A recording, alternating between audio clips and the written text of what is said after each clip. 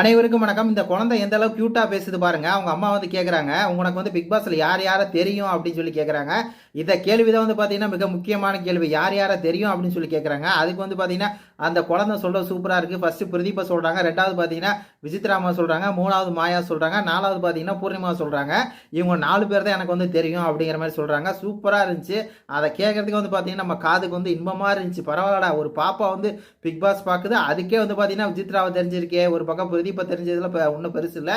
ஏன்னா அவரை வந்து அந்த அளவுக்கு பூம் பண்ணி விட்டாங்க. ஆனால் விசித்ராவை தெரிஞ்சிருக்கே அப்படிங்கிற மாதிரி தான் இருக்குது. மாயாவை தெரிஞ்சிருக்கு, பூர்ணிமாவை தெரிஞ்சிருக்கு. இத்தனை 4 பேர் தான் தெரிஞ்சிருக்கு. ஆனால் பார்த்தீங்கன்னா டைட்டில் வின்னர்னு சொல்லி ஒரு அம்மா இருக்காங்களே, அந்த அம்மாவை தான் பாப்பா அந்த குழந்தைக்கு வந்து தெரியவே இல்லை. என்னத்த பண்ணுறது?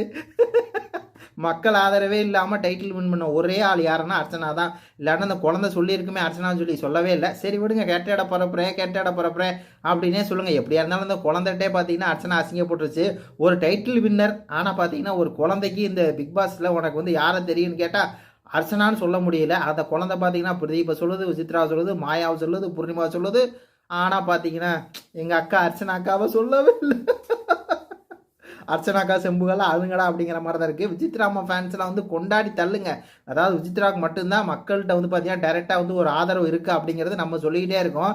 அதாவது பார்த்தீங்கன்னா ஒரு வீட்டில் இருக்க ஒரு லேடிஸ்க்கு மெயினாக வந்து பார்த்தீங்கன்னா அவங்களுக்குலாம் யாரை பிடிக்கும் அப்படின்னு சொன்னாக்கா கண்டிப்பான முறையில் விசித்ரா மட்டும்தான் பிடிக்கும். அதே மாதிரி இந்த மாதிரி குழந்தைகளுக்கு இவங்களுக்குலாம் பார்த்தீங்கன்னா விசித்ராமா தான் பிடிக்கும் அப்படின்னு நம்ம சொன்னோம். அதுக்கு வந்து பார்த்தீங்கன்னா இந்த ஒரு வீடியோ வந்து ஒரு உதாரணமாக இருக்கும். இதை வந்து அதிகமாக ஷேர் பண்ணுங்கள். நான் இதுக்கு முன்னாடி எந்த வீடியோ ஷேர் பண்ணுங்க சொல்ல மாட்டேன். ஆனால் இந்த வீடியோ பார்த்தீங்கன்னா நீங்கள் நெட்டில் எடுத்து போடுங்க, ட்விட்டரில் எடுத்து போடுங்க, எல்லாம் போடுங்க. நன்றி, வணக்கம்.